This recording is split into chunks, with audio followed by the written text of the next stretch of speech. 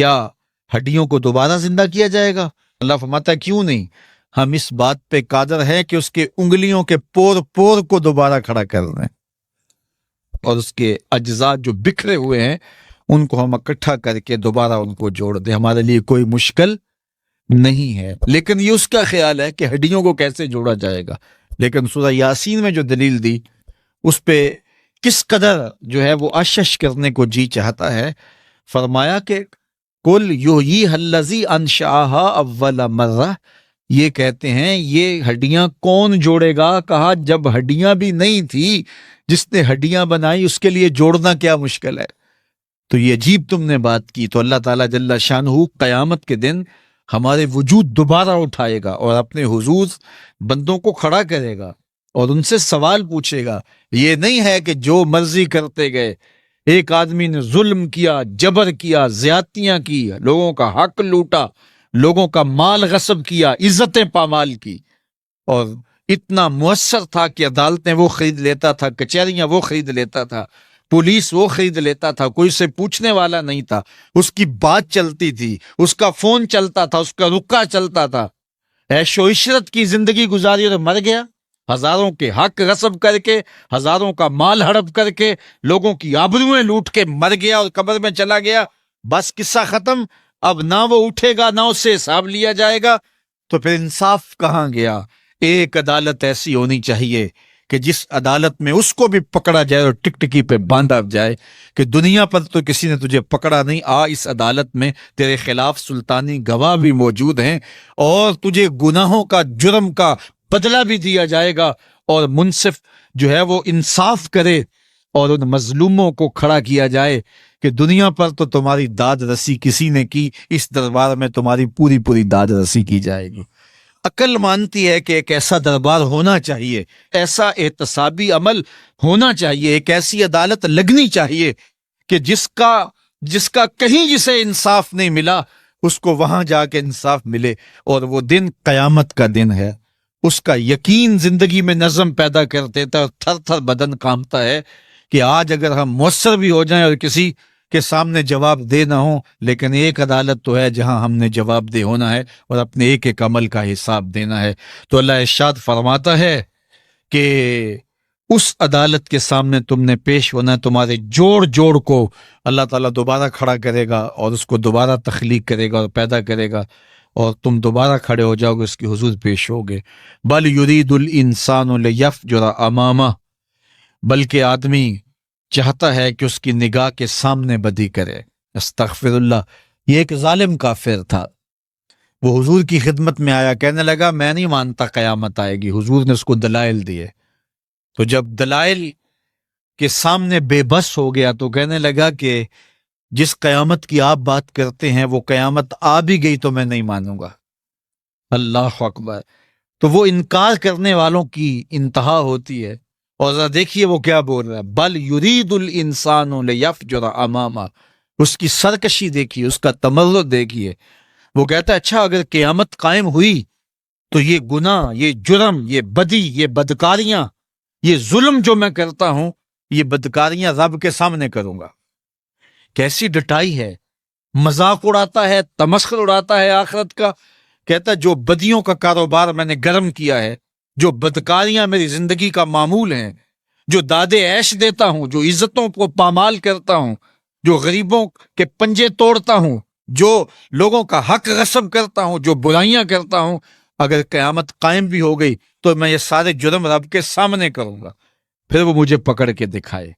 اللہ اکبر۔ یسأل ایان یوم القیامہ، پھر پوچھتا ہے اچھا قیامت کب آئے گی؟ یہ تمسخر کے طور پہ پوچھتا ہے، لاؤ نہ قیامت، کب آئے گی قیامت؟ میں جرم رب کے سامنے کرنا چاہتا ہوں۔ اللہ اکبر۔ اب جواب سنیے، اب لفظوں کا ترجمہ اس زور سے کیا ہی نہیں جا سکتا جس زور کے لفظ ہیں۔ وہ کہتا ہے قیامت کب آئے گی؟ میں تو یہ جرم رب کے سامنے کرنا چاہتا ہوں، کوئی قیامت نہیں ہے، مذاق اڑاتا ہے۔ قیامت کب آئے گی؟ آواز آئی، فَإِذَا بَرِقَ الْبَصَرُ وَخَسَفَ الْقَمَرُ وَجُمِعَ الشَّمْسُ وَالْقَمَرُ۔ جب قیامت آئے گی تو آنکھیں چندھیا جائیں گے، چاند بے نور ہو جائے گا، سورج اور چاند اکٹھے ہو جائیں گے، یقول الانسان یومئذ این المفر، آج جو کہتا ہے کہاں ہے قیامت، اس دن بھاگتا پھرے گا، کوئی پناہ گاہ ہو بتاؤ، کوئی ہے ٹھکانہ چھپنے کا، کوئی پناہ گاہ ہے؟ کلا لا وزر، آواز آئے گی کوئی ٹھکانہ نہیں ہے، آج کوئی ٹھکانہ نہیں ہے۔ الی ربک یومئذ المستقر، اگر ٹھکانہ ہے تو صرف رب کے پاس ہے، انہیں ٹھکانہ ملے گا جو رب کے بندے ہیں اور اس کی دہلیز پہ آنے والے ہیں۔ یُنَبَّأُ الْإِنسَانُ یومئذ بما قدم وأخر، اللہ تعالیٰ اس دن بتا دے گا جو آگے بھیجا اور وہ بھی بتا دے گا جو پیچھے چھوڑا، ایک ایک چیز تشت ازبام ہو جائے گی۔ یوم تبلی السرائر فما لہ من قوت ولا ناصر، اللہ فرماتا سارے راز کھل جائیں گے، جو بند کمروں میں جرم کیے داد عیش دیتا رہا وہ بھی کھل جائیں گے، اور پھر کوئی طاقت نہیں ہوگی، کوئی زور نہیں ہوگا، کوئی زر نہیں ہوگا جو اس کو بے نقاب ہونے سے بچا سکے۔ اے داور حشر میرا نامہ اعمال نہ پوچھ، اس میں کئی پردہ نشینوں کے بھی نام آتے ہیں۔ تو وہ کتنا سخت دن ہوگا، ارشاد فرمایا جائے گا کہ جو آگے بھیجا، جو پیچھے چھوڑا، جو جرم کرتا رہا، جو نیکیاں کی، جو برائیاں کی، سب کچھ تشت ازبام ہو جائے گا۔ بل الانسان علی نفسہ بصیرہ، بلکہ آدمی خود اپنے حال پر اچھی طرح خود آگاہ ہے۔ ہم اسے نامہ اعمال کے دفتر دیں گے جہاں سب کچھ لکھا ہوگا۔ قرآن بتاتا جب نامہ اعمال سامنے آئے گا تو وہ بے ساختہ پکار اٹھے گا، ما لہذا الکتاب لا یغادر صغیرۃ ولا کبیرۃ الا احصاها، ہائے اس کتاب کو کیا ہوا، اس نے چھوٹی بڑی کوئی بات نہیں چھوڑی، سب کچھ لکھ دیا۔ نامہ اعمال سامنے ہوگے، زمین بولے گی، ہاتھ پاؤں بولیں گے، فرشتے بولیں گے، کرامن کاتبین بتائیں گے یہ کیا کیا جرم کرتا رہا، کیا کیا گناہ کرتا رہا۔ تو اس دن ہر شے سامنے آ جائے گی، تو یہ تو ثبوت ہوں گے ہی ہوں گے، لیکن اللہ فرماتا ہے ثبوت تو اپنی جگہ، لیکن بل الانسان علی نفسہ بصیرہ، کیا انسان کو خود نہیں پتا کہ وہ کہاں کھڑا ہے؟ اس کو اپنے جرائم کی فہرست خود یاد ہے، اس کے ضمیر پہ خود اس کا بوجھ موجود ہے، اسے یہ نامہ اعمال نہ بتاتے، فرشتے نہ بتاتے، پھر بھی اسے پتا تھا کہ میں کیا ہوں اور کہاں میں نے جرم کیا ہے۔ وَلَوْ أَلْقَى مَعَاذِيرَهُ، اللہ اکبر، اگر اس کے پاس جتنے بہانے ہوں سب لا ڈالے، جب بھی کوئی اس کا بہانہ نہیں سنا جائے گا۔ قیامت کا دن ہوگا، دنیا کے اوپر تو بہانوں سے انسان بچ نکلتا ہے، کوئی جھوٹ بول لیا، کوئی جھوٹا گواہ پیش کر دیا، کوئی مکر کر لیا، کوئی رشوت چل گئی، کوئی سفارش کام آ گئی، کوئی بہانہ تراش لیا، بات کو توڑ موڑ کے پیش کر لیا۔ لیکن قیامت کا جب دن ہوگا تو کوئی نہ جھوٹا گواہ چلے گا، نہ رب کی پولیس رشوت لیتی ہے، نہ وہاں انصاف کے خلاف کوئی کام ہوگا، اور نہ ہی کوئی بہانہ چل سکے گا۔ اللہ اکبر۔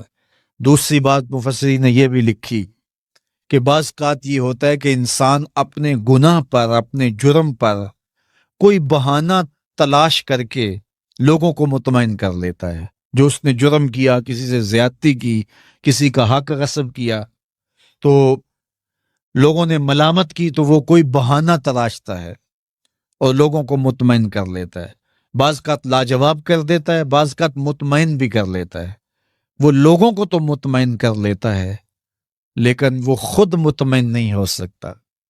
جس نے جرم کیا ہوتا ہے، جرم اس کو اندر سے ڈستا رہتا ہے، اس کا ضمیر اس کو ٹھوکریں مارتا رہتا ہے، اندر کی بے چینی اسے تنگ کرتی رہتی ہے، اگرچہ وہ دلائل سے، مکر و فریب سے، باتوں کو توڑ موڑ کے عذر کر لیتا ہے، کوئی بہانہ بنا لیتا ہے، لیکن اس کے باوجود اس کے اندر کوئی چین، اندر کوئی اطمینان نہیں ہوتا۔